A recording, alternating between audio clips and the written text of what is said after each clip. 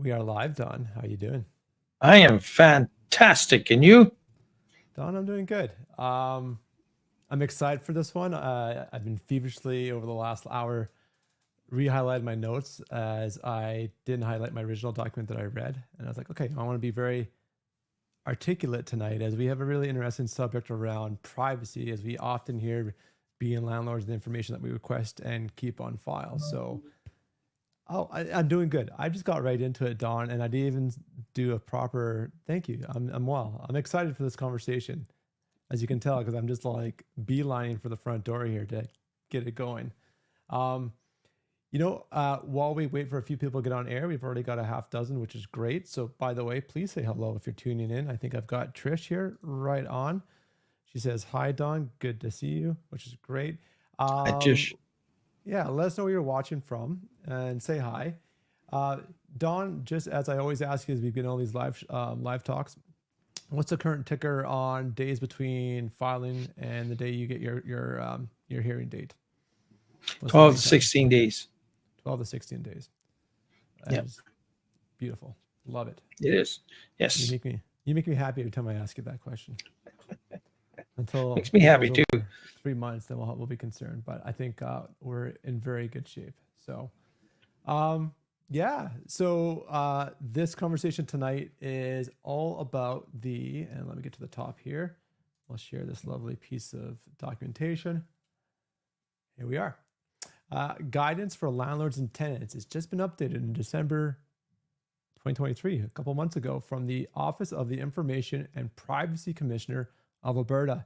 It sounds like an exciting, exhilarating topic that Don and I are going to dive deep into tonight. This is why it's called Shop Talk, all things landlording. If you haven't met me, I'm MacKenzie Wilson, the co-founder of the Alberta Landlord Community. I've got Don, eviction expert and the owner and operator of Edmonton Eviction Services. Don, thank you so much for being with me tonight. Thank you. And we always take live questions as well. So if you've got a burning question, you're in a sticky situation right now, please start typing them into the chat. We'll address them as we go through tonight's show. Always. That's the whole point of the show, is to help you out. It's a interesting and tricky business, but when done right, very rewarding being a rental house provider. So I've gone through, I've highlighted a lot of kind of interesting talking pieces. This document is certainly very helpful. I am generally in alignment and agreement for most of the points that it makes. And by the way, this is by no means legal advice. You should always seek legal advice specific to your situation. So let's go with that disclaimer off the top.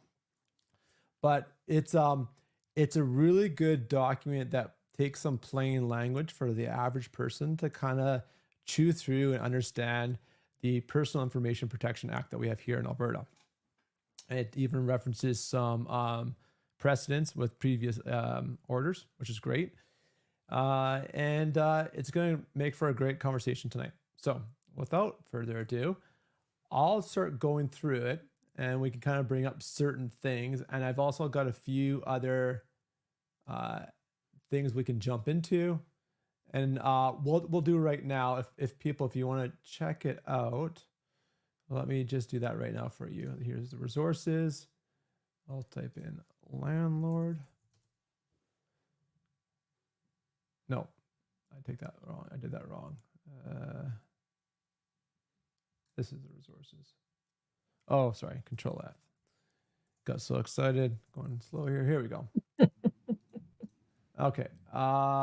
If you guys are interested, we'll throw that in a comment right now. Put it on the screen for you for a bit. Yeah, it's a long one, but you could start with OPEC or oipc.ab.ca. So we'll leave that there for a bit. This is where you can find all the information. And we just downloaded the PDF, but this website's actually the same information as well. So cool. Do like that. Okay, so let's get back to the good stuff. All right. So we'll kind of just skip to some good parts and kind of keep it interesting. Ask questions along the way. It just kind of does some preamble here, which is really good. But this part's really good. So note, this guide's intended for private sector residential landlords under PIPA, including individuals operating in a commercial capacity. And it goes on to say basically there's other housing like social housing management bodies are governed by the a different act, and obviously this guy's not for it. I think a clarification here, because the word residential landlord could mean so many different things here, but I think there's two ways to interpret it. Is the mom and pop landlords that are the majority of us on this Facebook group, as well. The other major demographic is the multifamily players, your boardwalks, the big REITs, the large players like that. And that's a really important detail as we get to some of the questions, because depending on which lens you're looking through, you're going to get different answers to these questions, which is why I generally agree with the guide, but I do have some concerns that people might take it as gospel that this is the only right answer, when there's just a lot more. What's the right word I'm going for here, Don? Detail, Exceptions. Context. What would you say? I said exceptions, but Exceptions, but the context too for these questions. So okay, so anyways, it is 19 or 18 pages, so we won't read over it word for word, but we'll jump to some good parts. Okay, so this is a very important part: collection and consent. Landlords, once landlords collect personal information, they can only use and disclose it for the original purposes expressed to their tenants. So this is super important. Generally, most applications, I mean the ones we have at Single Key as well, do this. You get written consent right off the bat, and you have to state clearly the purpose that you're using the information for.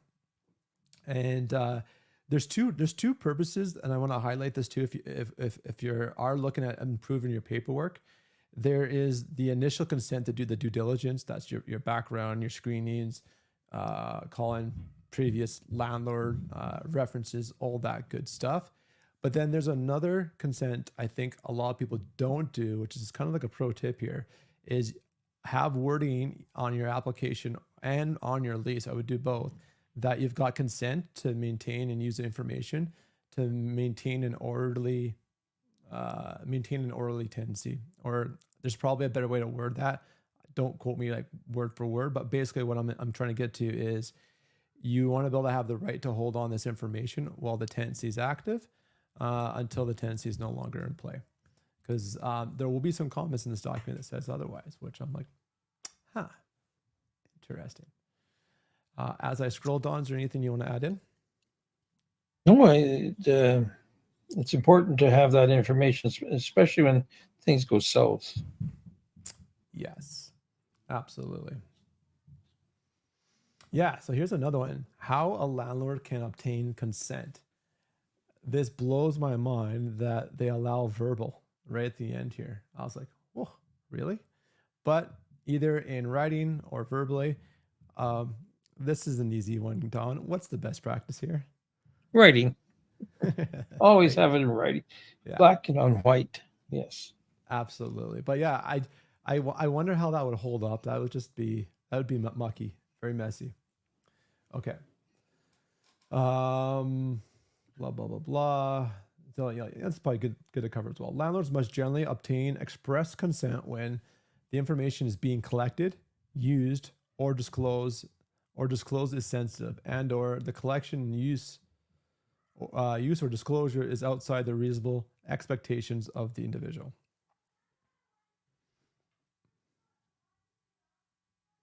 Yeah. So are there circumstances where the landlord does not require the tenant's consent to collect, use, or disclose personal information? And there is. Oh, we'll get to that. Actually, no, let's do that. Let's kind of do this in order here. Let's see. I've been taking some notes here. Oh, that's in the definition. So right now I'm looking at the beautiful Personal Information Act that was last updated April of last year.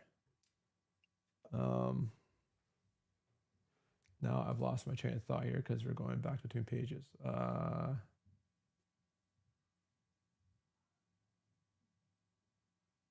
Yes, does not require consent. There is collection without consent, section 14. Look at that. I highlighted it here. So anyways, this is a night of paper, which is Hopefully not too boring for people, but hey, I am a self-proclaimed landlord nerd, so what not better things to do than stream about privacy and legislation that affects being a landlord in Alberta. Anyways, I digress. 14. Collection without consent. All right, so this is a really big section. It's collection without consent. Blah blah blah blah blah. It's and disclosure, and I'll go through both sections. That's the following one as well. It goes through a ton of different situations, but you keep going, you keep scrolling here. Keep going. Keep going. Oh, sorry, I digress. I meant disclosure or use without consent. Here we are. So section 17, go all the way down to I, subsection I. The use of information is necessary in order to collect a debt owed to the organization or for the organization to repay the individual money owed by the organization. So you do not need consent to collect personal information if you owe money to a tenant, probably less likely these days, or the more common scenario these is coming to our eyes is obviously if tenant owes you money. So this is where you could have the right to pull a credit report. So that's important. Now, the next important section that comes along with this is the other side. So you've collected the information without consent because there is a debt owed to you. Now, what is the disclosure? Where can you report to the credit bureau, a collection agency? How does that work? Well, you often hear it right here. So we're in section, sorry, folks, here we are. Disclosure without consent, section 20 of the Privacy Act here. And we go down to subsection I. The disclosure of information is necessary in order to collect a debt owed to the organization, or again, for the organization to repay an individual money that's owed by the organization. So there you go. You don't need consent. However, on the flip side, here's a good question, Don. Do I need consent to, if there's no debt and the tenant's in good standing, all rents and bills are paid up to date? Do I need consent to report, say, to the credit bureau if they want to help build their credit, for example? If you're part of that program like that, I would think that yes, you would need to have that that information. You are correct, Don. I love it. Yes. So if the tenant's in good standings, there's no issues with any arrears, you cannot disclose or share their information without their consent. There are organizations in the industry that allow monthly rep reporting. I'm going to hold off. I am biased. I am working for Single Key, so full disclosure right now, but there are other businesses out there that allow it to do it. It is something that we are looking at doing it as well at Single Key. So sales pitch aside, but yeah, you can do it, but you do need consent from the individual, which is great. Okay, so I digress. We went down kind of a little alley. And so someone might be asking, this is the first question that came to me, like, well, what is it exactly is the definition of an organization? And I actually highlighted that too. You're a wonder. Yeah, sorry. So an organization includes an individual acting in a commercial capacity. I believe that's where us private individuals that are mom and pop landlords would fit into.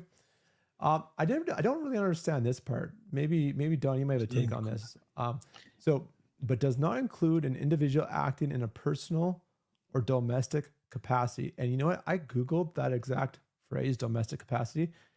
That definition in that context is nowhere to be found. Well, that reminds me, domestic capacity would be somebody looking after the kitchen, household, housekeeper, that sort of thing. Butler. Okay. Does not include an individual acting in a personal. Okay, so you're an individual acting in a commercial capacity, so that's a business. It does not include an individual acting in a personal. Okay, so yeah, that would be staff in a house. Sure. Okay. You're not directly doing something for the For for the the business they tenants. rented out the property. Yeah. Okay. Well, Oh, yeah, I know. I don't think it but the concerns us. company would, Uh, no. yeah, I was trying to, like, I always like to be super specific and clear, but anyways, if someone knows, throw it down in the comments. I will definitely put up on screen, because I'm not 100%, but it's kind of interesting. Okay, we are jumping around, but I did highlight some stuff right in the act as well. And one of the things that concerned me is, we'll see if we find it here quickly. Just keep on scrolling. Forms of consent. Yeah, we already went through that verbal part there. Yes, withdrawing of consent or variation of consent. So I've always wondered, what happens if you get written notice from your tenant halfway through a 1-year lease in month 6 or 7th, or even month 2 or 3, and they go, yeah, I'm withdrawing my consent for you to hold on such information. Like, are you expected to then destroy everything you have, or remove it like that? I'm confused by that. I love some clarification around that. Beats Yeah, me or- too. That's Yeah. Given That's reasonable something- notice to an organization, an individual may at any time withdraw or vary consent to the collection, use, or disclosure by the organization of the personal information about that individual. Or the, I'm gonna highlight that too. so Like that'd be that, the collection, yeah. yeah. Once So received, not to collect any more would be how I would read that.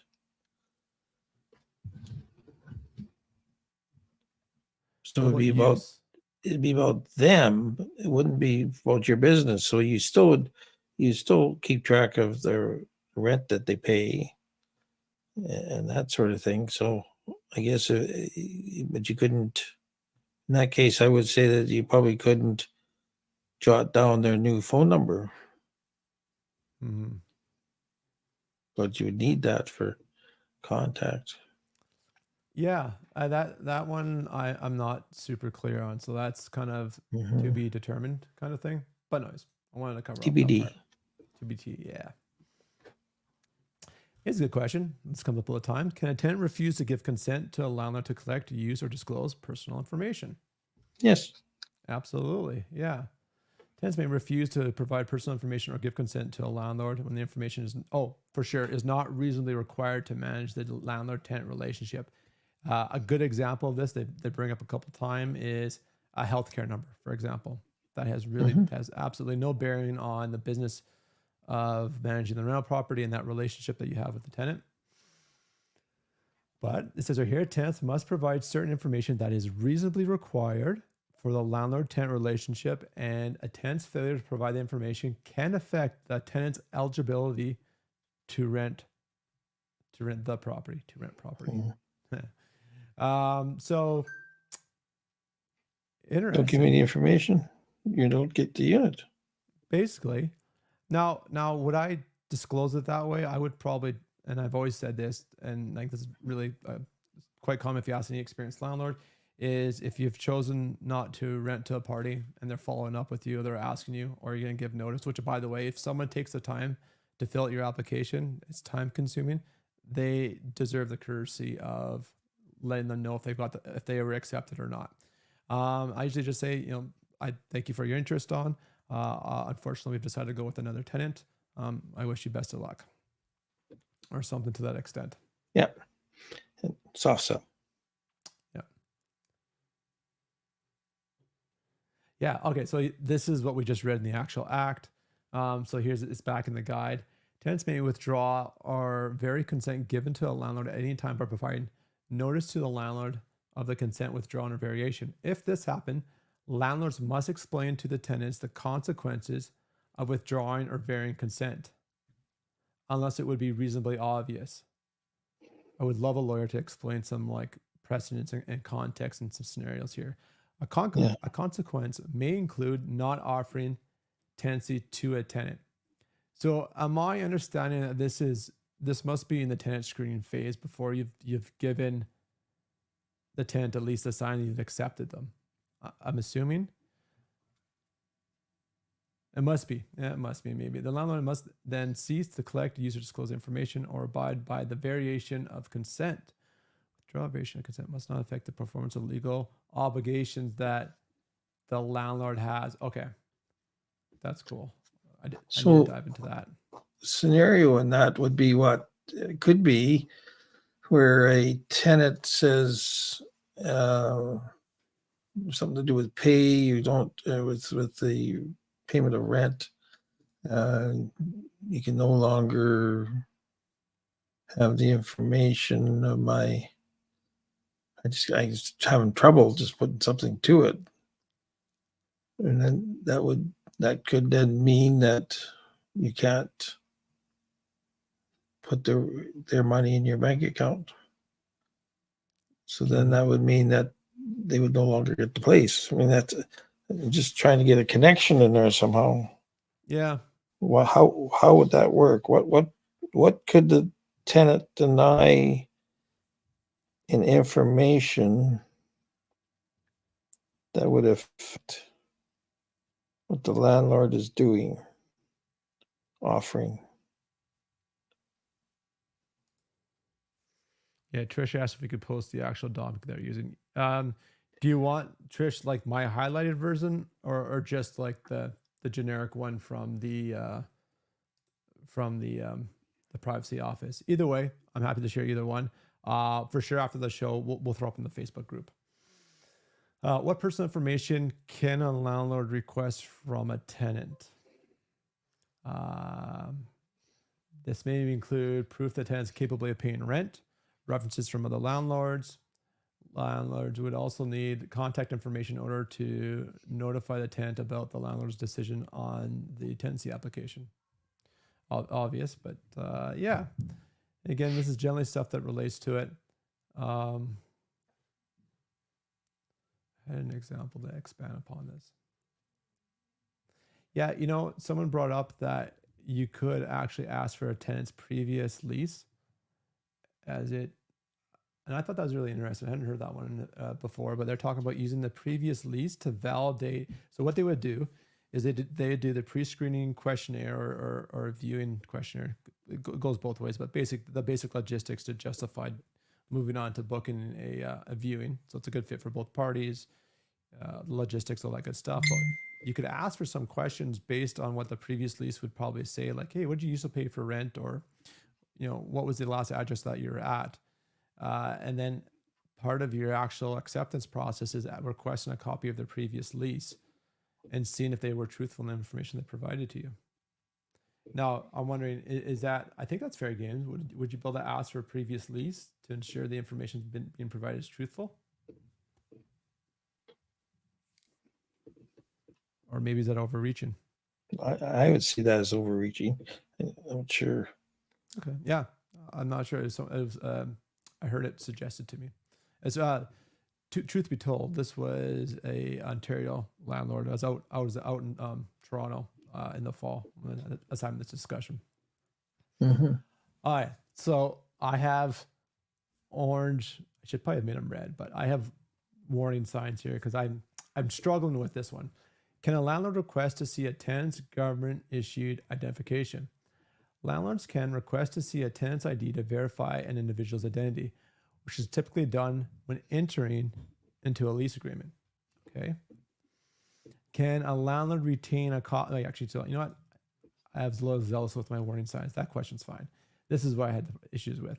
Can a landlord retain a copy of a tenant's government issued identification, including by photocopying or recording the ID number? And their answer is, I should highlight this too, I guess. It is not reasonable for a landlord to copy or retain an individual's identification. Like, this blows my mind. I struggle with this completely because what happens? Well, one, so you're allowed to see it because and this is so important. You need to know they are who they say they are. So you have an accurate name, legal name on the document, because if people skimp over this first step, this is typically where you get into the situation of a midnight move, or they stop paying rent, and all of a sudden you realize the person you think is actually you don't even know their legal name, you don't know who they are. So I think it's very reasonable to maintain a record of the tenant's the individual's ID or the tenant's ID for the duration of the tenancy, assuming, and let's say the tenancy has ended, however, there's still outstanding arrears, then I think that then continues that reasonability for maintaining that ID. I had a fellow that had pulled the gun and was waving it around, threatening to shoot people. And he had given his gun license as an ID, one of his IDs, which was photocopied. And that got us 1 day in the court. So Like we applied today, and the court was for tomorrow. We had to serve in the afternoon, and we did, and he'd actually disappeared before the court. He moved all his stuff and was gone. Even in that shorter turnaround, which is great lead time provided by the court, like a 24-hour turnaround, like that's fast, which is good. And people, folks, landlords, community members, if you don't know, RTGRS sets aside emergency time slots for hearings every day of the week, every business day, just for the situation that Don described. So if there is, and Don, from your experience doing some of these more threatening or kind of crazier cases or hearings, violence. Yeah, violence. What besides like say violence, like what were some of the other reasons you could get this really short, rapid hearing date? Well, it involves violence mostly, and that either against the landlord or even against the building. I got 24 hours, 2 days, I think it was. A guy threw a hammer through the window, phoned the owner and said, "I threw a hammer through the window because I'm mad." We were able to go over and take a picture of the hammer laying on the sidewalk and the window broken, and took that directly over to the application. Got the application in that same day, and we served them the next day, and then the day after that we had the hearing. So yeah, there's usually damage or violence, severe damage or violence. It shows that. I mean, that hammer through the window is both. It's both damage and violence.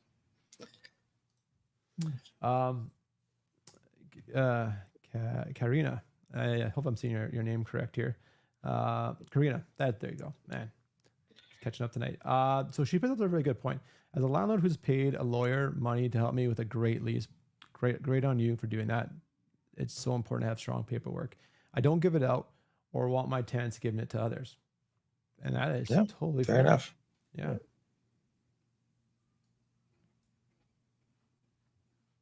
Well, and you know what? To that comment too, and again, that landlord or investor I was talking to was out in Ontario. They have a standard lease out there. They have a government supplied template lease that everyone has to use.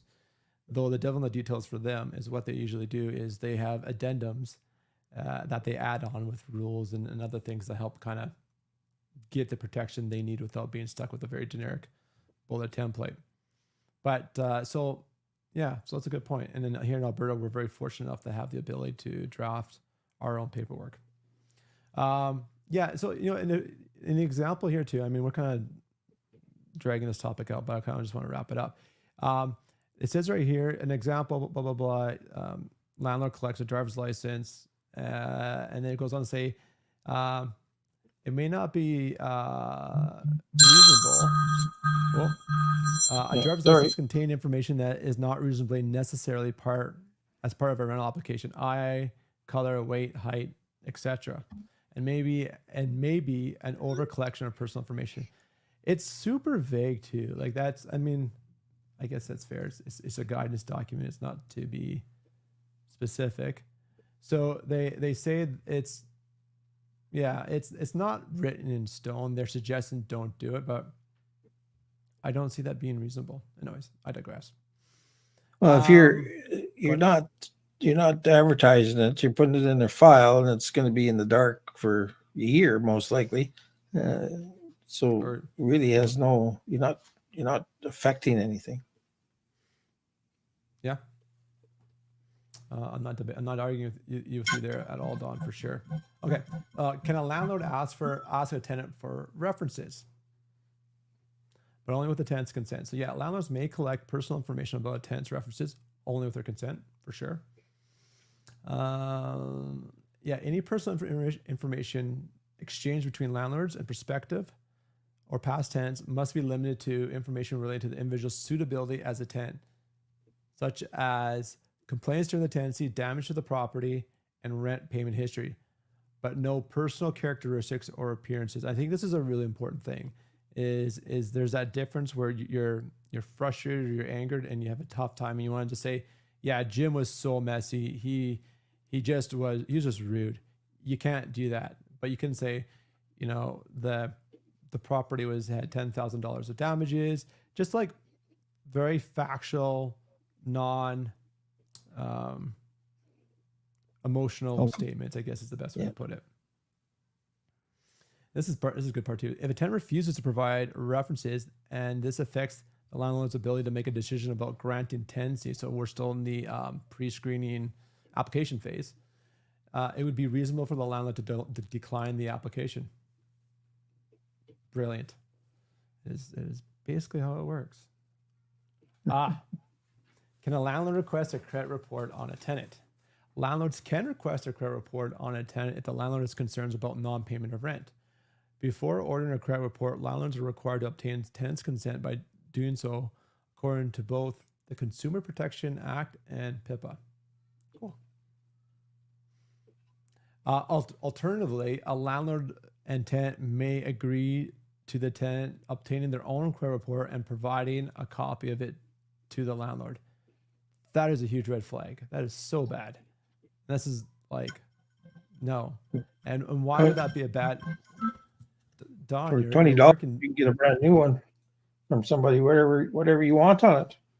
That's the thing. It's so, and this sounds simple talk about it now, but when you're in the moment and talking to someone, they're kind of pressuring you. It may not be so simple, but it is so easy to document or to Photoshop or alter PDFs, really anything digital. So the key thing here, that best practice is to get it directly from a trusted source. So whether you use my company at Single Key or another one, you get that credit report directly from Equifax or that trusted third-party provider. Then you know it's authentic. So important. Amen. Amen. Yeah, that's just such a bad. Again, I know it's a guide, and I know they did a really good job because I appreciate reading this. This is what I did when I found out it came out. But yes, my landlord bone is twitching. Okay. Oh yeah, SIN numbers. I was even in the media. I had a conversation with CBC on this. So, can a landlord collect a tenant's social insurance number?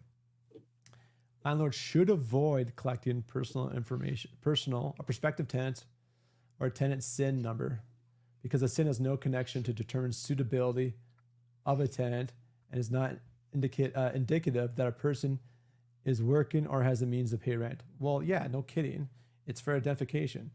And so then it's going to say here, common reason by landlords when collecting a tenant SIN is for a credit check.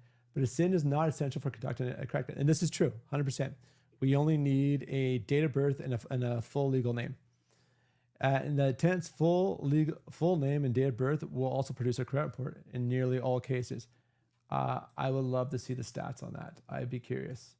My thing is there's tons of people with common names out there, and the SIN, if we're talking to Jane Smith or you know, John Wong or tons of common names out there, that SIN is just another unique identifier to ensure you get an accurate, a positive credit check hit.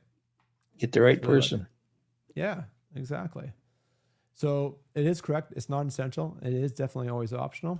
Though if the tenant's got a common name, I would encourage it. But again, you can't pressure them into doing it. Just saying it would help you with your chances of the tenancy if you've got a common name to ensure that we get an accurate hit. Okay, I digress.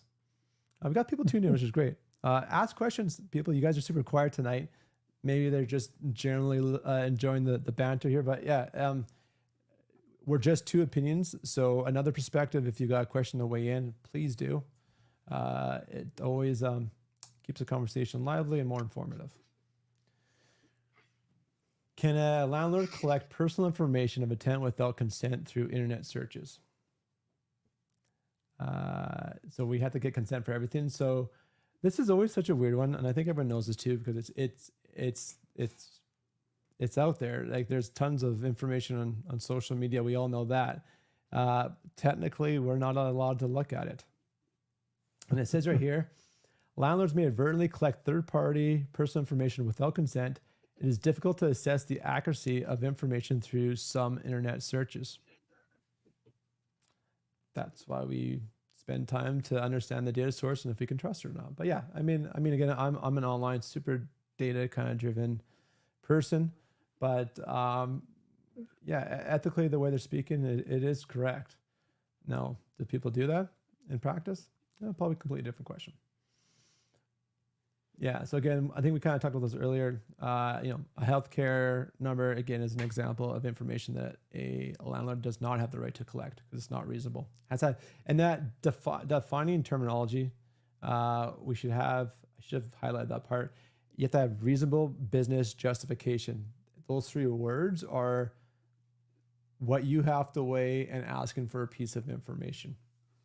Let's see, for example, this is also good to see as well. Landlords may require or may need a record of a tenant's license plate number to ensure that unauthorized vehicles are not parking in the tenant's stall. Cool. Can a landlord ask a tenant for emergency contact information?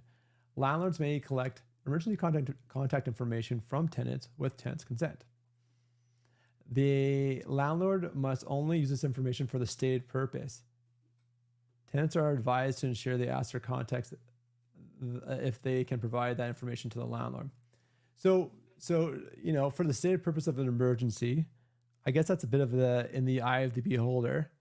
Don, am I in your unlegal but just experienced opinion here? So I don't put you on the legal spot. If I use the emergency contact to perhaps follow up with my tenant's parents because they're 2 months behind on rent, am I in the wrong? I wouldn't think you would. I've done that in the past, trying to find people. Phoning whatever emergency contact was always a good one. Mm-hmm. Yeah, to find where they were so that they could be served, so they have a chance to defend themselves. Yeah, I guess one person's emergency may not be another person's emergency, but yeah, that would be some case precedence law we need to look into. Someone posted here, and I don't have my Facebook feed up, so I'm not sure the name. Sorry. I thought single key requires the and they kind of correct it, the SIN number. What single key does, it is optional, and by I think in every province and territory it has to be optional. I don't think there's one that doesn't say that. The SIN has to be optional if you do request it or have a form on your field asking for it. What we do at Single Key is we give the choice to fill out the SIN or the driver's license number. I think. Actually, no, it is optional. I think we even changed it. We used to do that. I gotta go back and take a look at that now. Because somebody might not have a driver's license, and not have an identification number either. You get a driver's license that's just for identification, but that's right. So class 8. It's definitely optional though. Okay. Oh yeah. Can a landlord ask to see a copy of tenant's insurance? It may be reasonable to require proof of tenant's insurance. That is like so straightforward to me. Like I don't. And again, you don't know what you don't know. I can get so if you're new to the game, you're like, oh, why do I need to see the tenant's insurance? Well, more so the general conception tenant insurance provides coverage for the tenant and their belongings in case they're ousted from the property due to a claim or damage from fire, flood, whatever it might be. But what's lesser known, which I've learned by being part of the Facebook group in the community, is your home insurance can, in certain situations, and I've seen it, where they've pushed that claim off of the landlord's policy or insurance and onto the tenant's insurance. So if the tenant, for example, what would be a kind of an easy scenario? Oh, the tenant's got the barbecue too close to the side of the house and melts all the side up the side of the house, and it's like a $10,000 repair to reside the side of the house, or maybe 5,000. I'm not quite sure. Just arbitrarily picking numbers here. That was an example in this group a couple of years back that that landlord's insurance pushed that claim off of the landlord's insurance onto the tenant's insurance, and two things happened for the landlord. He kept his history claim free, and therefore kept his premiums down. That's a huge liability gap you can protect yourself with, which I don't think a lot of people will understand. And keeping your costs down, that's huge. So that's why it's so important to request proof of tenant insurance. Yeah, I don't rent out unless they have it. That and the first month's rent and the security deposit has to be in place.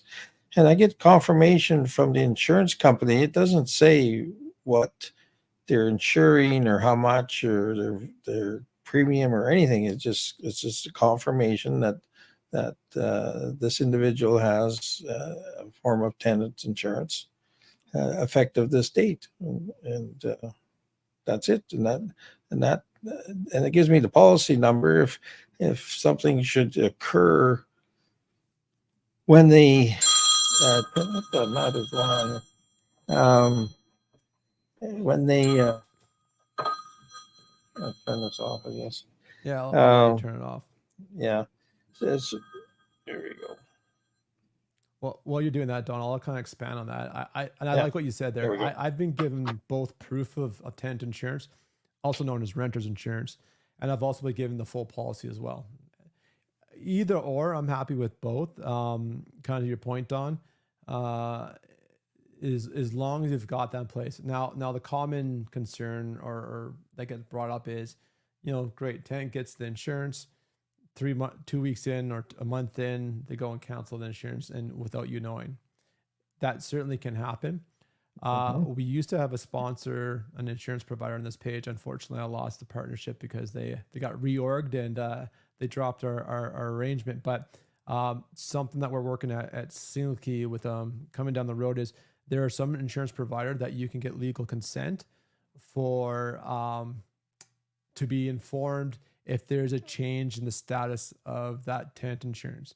Now, for privacy reasons, you can't know why that a status would change. Like, say, if insurance has been canceled, you can't know why, if it was, say, missed payment or if the tenant intentionally canceled it. You won't ever get that information, but you'll get a notification of this change of the status of the policy. If it goes inactive, if it's been canceled, you'll get that information. And that's a great early warning indicator of something going sideways in your tenancy. You might have an MIA, midnight move, coming up here soon, and it gives you the ability to be very proactive and jump on and mitigate any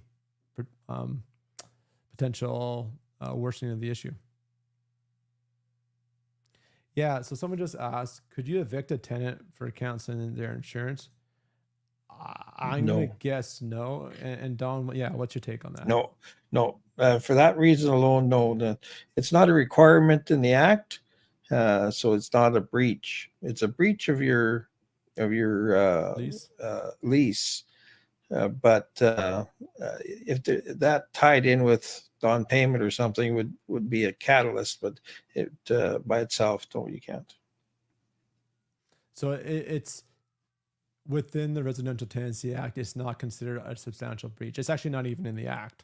It's not in the Act, no. And so it doesn't have that grounds or that authority to stand alone on its own as a reason to evict. Yeah.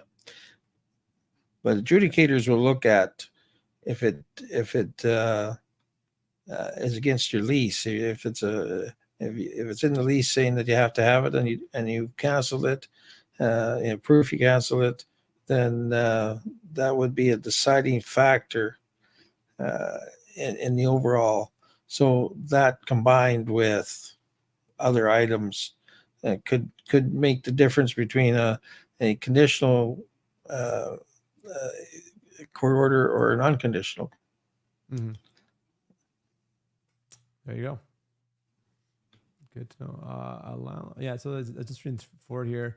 Oh man, we've ripped through 50 minutes already. Dry subject, and we're sort of crushing it. But it's a hot button topic for sure. Okay, so oh yeah, they're just saying yeah, it's reasonable. Okay. Oh, this one's near and dear to me, and I think this one's really important. So, and this is at the beginning of the show, I was saying why it was so important, the difference between a mom and pop landlord and perhaps a multifamily business that's got 100-unit apartment building with maybe an offsite manager, for example. Can a landlord request a tenant's criminal record? It may not be reasonable for landlords to request a tenant's criminal record. And again, folks, the context is just so important here. Oh, I apologize. I have a dog barking. Hoping a family member will take care of that. But anyways, and I think it depends is my answer. Don, what's your take on this? Have you ever had to deal with some of this going through RTGS, or that's probably just a completely different level of tribunal going through the courts or something? Or does this come up when you do hearings? No, it hasn't come up.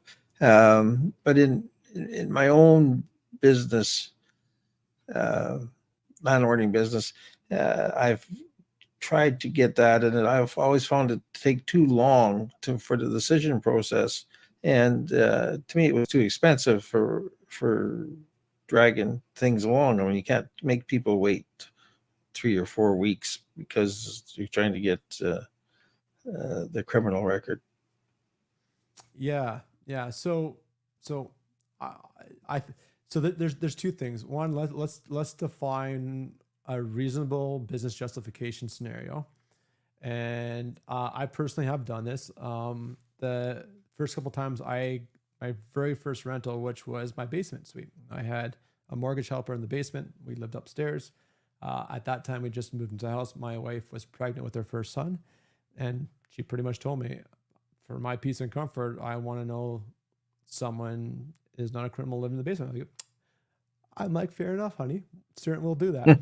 So we went and did that. There was another service provider at the time that did this. It was not as long as 3 weeks, but it was expensive. It was I had to get a whole separate consent that was strictly for this. I did it through the RCMP, through a third party provider, and it took it wasn't fast, but it wasn't 3 weeks slow. I remember it being like 3 or 4 business days.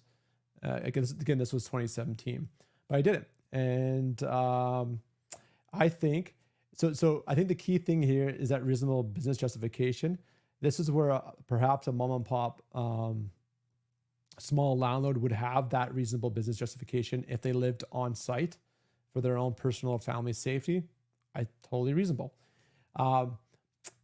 Talking with some other experienced landlords, and I had a conversation with Donna Monkel. She's the executive director over at ARLA, the Alberta Residential Landlord Association, and she brought up a really good point: is you have to be consistent with your screening process. You can't be selective who you choose to run and not run a criminal background check on. If you're doing that, you may be seen as prejudice and get yourself into trouble.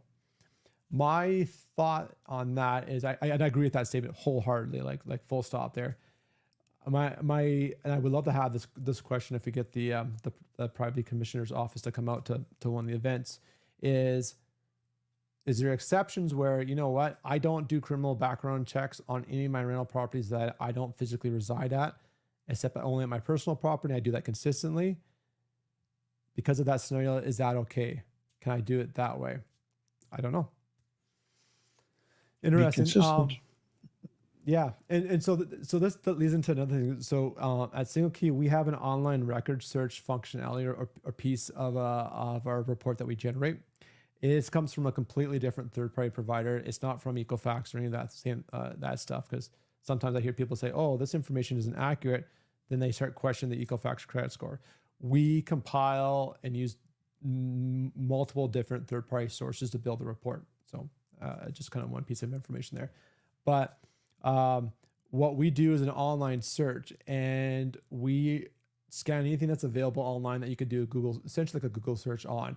There's some other additional databases, but what's key here is a lot of jurisdictions, provincial jurisdictions, because again, we're governed at the local level for the RTA. So in Alberta, the Residential Tenancy Dispute Resolution Service has their own database of hearings and results. That's not available online. So our service is good at picking up probably larger items. But that said, it's not perfect. And it's actually part of the reason why we're making some changes to it and actually looking for a different third-party provider. So we're going to see changes coming down the line for that. But it's just a super important FYI. And so let's just jump to this thing over here. And Don, you and I were talking today when we were getting ready for this show, and I thought this was super important.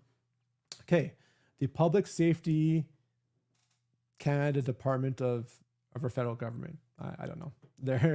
I didn't really know they had I digress. Anyways, they manage and look after criminal records. Now, there are approximately 3.8 million Canadians who pose a criminal record. Okay, we're going to skip down to what I highlighted, and this is what's so important. While there is a Royal Canadian Mounted Police, RCMP, managed national repository or online database of criminal records, it does not include all criminal record information. Okay, really important. There's very little interoperability between jurisdictional systems. Therefore, information sharing, including for law enforcement processes, is largely a manual process and can vary between jurisdictions. Similarly, background screening and criminal record check requirements vary by, again, jurisdictions. Wow, we're in 2023, and that blew my mind. So that means the RCMP criminal record database, the Calgary Police Force, the Edmonton Police Force, the Toronto Police Force are all siloed databases that if a police officer in downtown Toronto is searching someone with a Calgary license, they're only searching the Toronto database on that spot. They don't have access to anything in Calgary or in Edmonton or the Royal Canadian Mounted Police. Yeah. So, and this is again, like it's just super important. It's unfortunately we're all affected by this Canada-wide. It's just the inherent nature of how our governments and the different jurisdictions have managed criminal records. I really hope this gets standardized. Like this blows my mind. But anyways, super important because the more you know, the better you can prepare. Okay. So anyways, that's again, devil's in the details in that question. Okay, we'll wrap up with one more and then we're done at the hour. Maybe we'll do a part 2 if you guys found it interesting. If not, maybe that's just for a coffee and a beer time if people want to talk shop. But can a landlord take pictures of the interior of a tenant's rental unit? Don, what do you think? Unless you already read the answer. No, I would say with permission. Yeah, I think it depends. I obviously ask and give that courtesy. I think for the most times they'll just say yes. It says you cannot. Where was it?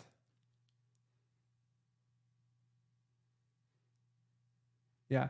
So there may be circumstances where landlords are permitted to take pictures of the interior of a tenant's rental unit for their insurance purposes or for when advertising the property for rent.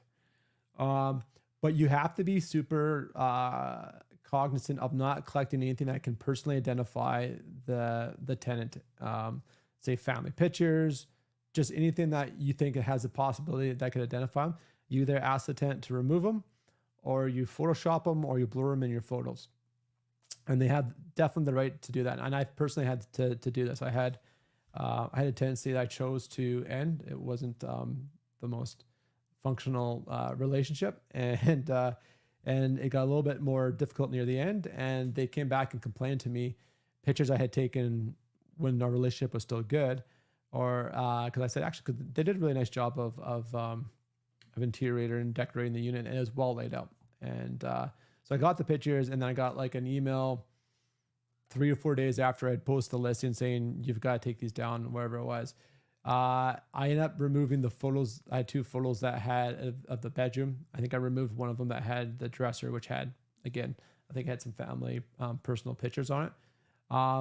Knowing what I know now, a little bit more thing, if I was in this situation again, I would just simply blur or Photoshop it out. Or better yet, I would disclose right up front saying, set expectations, saying, I have the right to take these photos.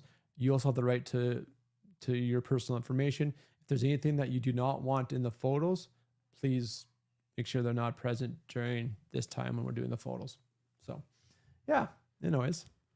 No, certainly for our end, I have pictures all the time from landlords have taken it of the tenants' units where, you know, it's a pigsty, or it's a you know, they're a hoarder, and certainly when we get those pictures, we don't use the ones that identify people's faces and stuff like that.